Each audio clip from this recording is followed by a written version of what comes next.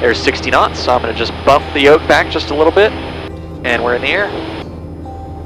And I'm going to pitch for our speed that gives us the best climb, which is about 76 knots. What do you think? Pretty cool? Pretty awesome, yeah. Yeah, I went home for Christmas break, and I went, and my grandparents told me that they had something for me, so they told me that because they knew how I had been into, like, you know, thinking about going to the Air Force to try to get a pilot license or something like that. So they found out through a show that you were featured on. They set me up with a discovery flight. So yeah, I was interested in it and saw you through that, so I definitely took the opportunity. So it's pretty cool. The first thing here on the checklist is aircraft documents, and we use a mnemonic for that called AROW, A-R-O-W. But this is basically what's hooked up to our airspeed indicator. So it's not like a car where there's an indicator measuring how many times per second your wheels are rotating. So I'm gonna start this episode off by reading a letter here that I got in the mail. It's dated November 21st, 2017, and it reads, "Dear Mr. Flowers, our grandson expressed desire to learn to fly, and after seeing you on Texas Country Reporter, we thought perhaps we could arrange for him to take a flying lesson from you. We were very impressed with you and your company. Our grandson is a college student in San Marcos and works part-time at Discount Tire. We would like to speak with you and see if arrangements could be made for you to teach him, and if so, what the cost of flight instruction would be. We would tell him about this by showing him the Texas Country Reporter episode that you were in on Christmas Eve, and let that be his gift for Christmas and his upcoming 21st birthday. Please advise us on this matter. Sincerely, Thomas and Gabe Peterson." This would be pretty feasible to do given that he's in the same town as I am. It'd be pretty easy to set up a discovery type flight. We juggled around the schedule a bit because at first, the airplane started having problems and it had to go into the shop for about a week. And then for the next several consecutive times that we tried to reschedule it, the weather just wasn't cooperating, but we finally found a nice clear day to go do this discovery flight. So that's where we're at now. Propeller clear. Okay, operator clear. So go ahead and pop that window open and just give a good loud clear. This one? Out there, yeah. Clear! There we go. And then the prop's gonna start turning. When it fires, then we let go of the key, and then we ease the throttle back to 1000 RPM, which is the 10 there on the tachometer. All right. And I'm gonna talk you through it all right? All right. Okay, so we wanna look out the window, and we're good. So go ahead and click it over to start. There, we're turning. And there she fires, let go of the key, and ease the throttle back just a little bit. There you go. That's how you start an airplane. Really I figured, you know, I didn't think it would be as hands-on as it actually was. I thought it was going to be more of me watching and like learning everything more rather than, you know, you actually letting me actually take, you know, somewhat control of it, which is really cool, showing me, you know, the brakes and all that stuff too. All right, so you got control, and I'll talk you through it. So push a little right rudder, a little bit of right rudder. Yeah, feel how delayed the airplane is, and a little bit of left rudder. You added a little bit of brake there too. It's kind of a science how you got to get down the difference between pushing with your heels and pushing with your toes. So, yeah, when you said that I'm supposed to press with my heels to move? Yeah, okay. so if you want to move the rudder, it's Gotcha. with your heels. If you want to add brake, it's with your toes. Gotcha. I want to add just a little disclaimer to make things more clear. I'm not part of a flight school or a training operation, nor do I offer flight instruction to the public in this airplane. I simply enjoy taking friends on their first flights and introducing them to the world of aviation, and since I'm a flight instructor, I feel comfortable flying from the right seat and letting the passengers get some flight time in the left seat. I still call them, quote, discovery flights because we do all the same stuff that you'd do on a discovery flight with a flight school, but in this airplane, I only do them with friends as a casual way to show them what it's like. Okay. So we'll go to the before takeoff checklist. Brake set. All right, brakes are they're tested, and we'll go ahead and we just pull it straight out and turn it 90 degrees, and it locks it. I was excited from the start, you know, especially building up so yesterday too. I was excited to come out here and driving down, you know, to this little hangar that you got here is it's just really surreal. So, you know, you didn't really know what to expect until you started, you know, pulling the plane out, and then it got real. 0991, San Marcos Tower, cross runway 31, runway 35, clear for takeoff, northbound departure approved, traffic is Cessna, turning a mile and a quarter left base to final for runway 35, touch and go. Roger, clear for takeoff, runway 35, straight out departure approved, 80991, thank you. All right, so we're on the runway, we're lined up, that verifies, checks out, heels down on the floor, full power. I'm adding some right rudder there to keep us on the center line. There's full power. Engine instruments are in the green and airspeed's alive. There's 60 knots, so I'm going to just bump the yoke back just a little bit, and we're in the air. I can see the wind kind of pushing us sideways a little bit. That's awesome.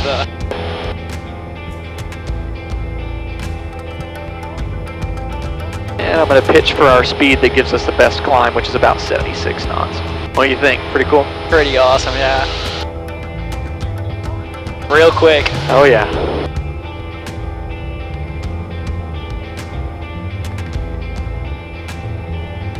Those are just some thermals and wind coming up and over the hills here. It should smooth out when we get a little bit higher, particularly because it's, you know, mid-morning. Yeah. That was a downdraft. You feel everything in these things. Definitely. So you don't feel that drop in your stomach? Oh, I feel it. I just ignore it. Yeah, I'll try to do that. Yeah. And let me know if it starts to bother you at all. Nah, I think I'll be alright. Alrighty. I was actually really nervous, you know. I've been on a lot, you know, my fair share of flights to go, you know, airline flights, but, you know, this is really nothing compared to that. So you actually have the full hand experience when you're sitting in the front seat and, you know, you see everything that's going on, and being able to actually touch the controls is a lot different than actually being able to just sit passenger in the back of a plane. It's a lot different. So it was really nerve-wracking getting into it, I'm not gonna lie. But once you're up there, it's just like pure bliss. You can't even describe it. It's just a feeling that, you know, you just want to keep happening, you know? I already want to do it again.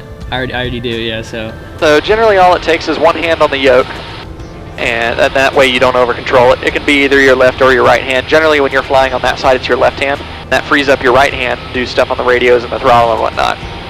So I'm gonna give it just a little bit of throttle. And what we do is, if you tilt the yoke to the left, we bank left, right? And you tilt it to the right, we bank right. So for the most part, you don't have to move it too much, except for these little bumps that throw us off just a little bit. Then you just gotta kind of correct it a little bit. Yeah, so we're what's called VFR, or Visual Flight Rules, and that basically means it's our responsibility to look outside. We have to be in weather which we can see well outside. Right. As opposed to IFR, Instrument Flight Rules, which means you can fly in the clouds and stuff. Cool. That's good that you're feeling the bumps too. It's too easy when it's on a smooth day. Because you could just fly it with the hands off. It's kind of, honestly, it was kind of nerve-wracking after all that little bit of bumps at the beginning of takeoff. Oh yeah. I didn't know if I wanted to take that control, but it smoothed out definitely a little bit. Oh yeah, it smoothed out. 07 Romeo calling off Lakeway. That's for sure. I'm glad it's just not too easy to where I don't feel like I'm doing anything at all. Right. Well, even when it's super smooth, it's still a kind of a sensory overload. And you're like, oh man, I'm not just controlling which lane I'm in. There's two more axes here. It's pretty neat though. You're doing a good job. And also 700 Tango Kilo, we'll get to airport side. 0 Tango Kilo, roger. Turn right heading. And the bumps just don't even faze me anymore because I'm like, I know exactly what's going on there. It's definitely a lot different when the bumps come and you're holding, you know, the controls. Exactly, yeah. Definitely. Does it make you feel a little more comfortable? Yeah, definitely. Yeah. I'm glad I got to experience a little bit of a gust of wind to know that, you know, get the full effect of it. No, it's not easy, but it's great to be able to experience like what would actually, you know, occur, you know, later in life, you know, have to deal with that kind of stuff at some sort of degree. I was expecting it to be more complex, which I'm sure it is, but once you like get your hands on it, it's just a lot. It just feels like it's easy to learn, something that I definitely want to learn. Hey, take this opportunity to take pictures, whatever you want to do. Am I allowed to? Oh yeah. I figured we you know, take a couple loops around San Marcos area. It was cool to driving to Austin all the time. It was cool to actually fly there, you know, fly over downtown, see UT and all that stuff. So that was really awesome to see. That's the approach, Delta 324, 17,170 kilo with Delta. That's so cool. Pretty neat, isn't it? Yeah. Austin approach, Skywak 80991. We're going to proceed southbound out of San Marcos. Skywak 991, proceed as requested. 991. The views mainly being up so high and being able to look down from pilot's perspective rather than out the side of the window. You know, you can see in front, you can see the side and the side instead of just out one little window. You know, when you're a passenger in an airplane. But I don't know. It was all really surreal. It was just sensory overload completely the whole time. But in a good way for sure. Yeah. Tower, did you want 80991 to report that right downwind? That's correct, sir. We'll report 991. Okay, so we'll go ahead and start descending. Okay. Would you like me to take the controls? Go ahead, yeah. Okay, alright, I got the flight controls. Didn't know if you wanted to try it, or... it can get kind of tricky. Yeah, I'm alright. Ease the power out, and... Bravo Squawk 0644, please. I'm in school. I got a job as a sales service rep for Nabisco. So I'm doing that, you know, hopefully and get that on the resume because I was really interested in going into sales. But, you know, I still am, you know, that could, I was in between the two. I was kind of torn, so this really helped me decide, you know, what I was leaning towards now. It's definitely aviation for sure. What do you think? Pretty amazing. I'm not touching anything. Yeah. I'm not touching Not anything. much to it, but it's pretty amazing. Yeah. Just the feeling. Yeah, up until the point where you actually let go and let me control it, I was scared. And once you let go, and I had 5 seconds is all it took, and then right then it was just, you know, it just felt right. Going to be a beam of numbers here, so just lined up with the numbers on the runway there, the 3-5. Okay. And then I've got a procedure that I'm going to run through. We're going to make a 90-degree turn and then another 90-degree turn. Okay. Sound good? Yep. All right, so we're a beam there, so throttle's going to come back to 1500 RPM. Carb heat's coming out. And I'm going to hold this attitude here until we're in the wide arc on the airspeed. And then we're going to drop the first notch of flaps. 1 1000, 2 1000, 3 1000. About 3 seconds is 10 degrees of flaps. You can see them on the wings there, starting to come out. And we're just letting her come down. Trim.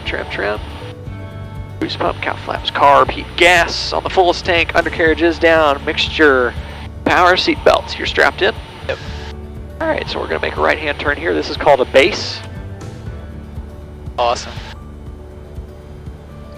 And we're a little close into the runway, so this might be just kind of a continuous turn. Might just keep her going here. 75 knots. Little power, we're a little far out. Ooh, that wind. I can see us slipping that way. Yeah. That's the wind.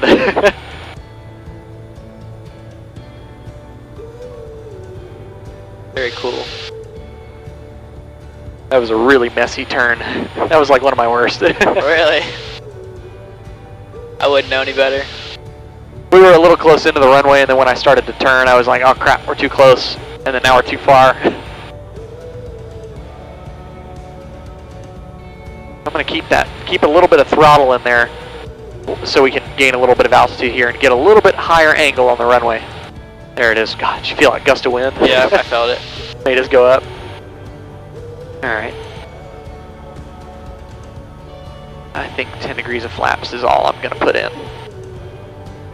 Alright, gear down, mixture, prop, all good.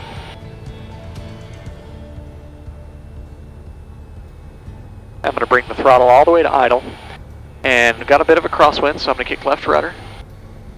Hold the airplane straight with the ailerons, and I'm going to flare. Hold it off the runway. Hold it here. I'm just waiting for the airplane to quit flying. Hold it here. There she goes. And then we gently set the nose down. Move. Get on the brakes. 991, turn left on runway 26. Left on 26, 991. Once I started watching, you know, the YouTube videos of all the flights and everything, it actually I started watching them about a week ago, and that actually made me want to do it 10 times more. Like, I had already wanted to do it, but that just gave me an extra push to want to come out here even more. You know, it was just it was crazy. It's like I would definitely recommend to anybody who is even considering a little bit about wanting to do anything with aviation, anything at all. After the flight, you know, as far as flying goes, I think I could definitely see myself being an airline pilot for sure. I think that's the line of work that I'd probably go down. So I think I could really enjoy that for the next, you know, 40, 50 years of my life.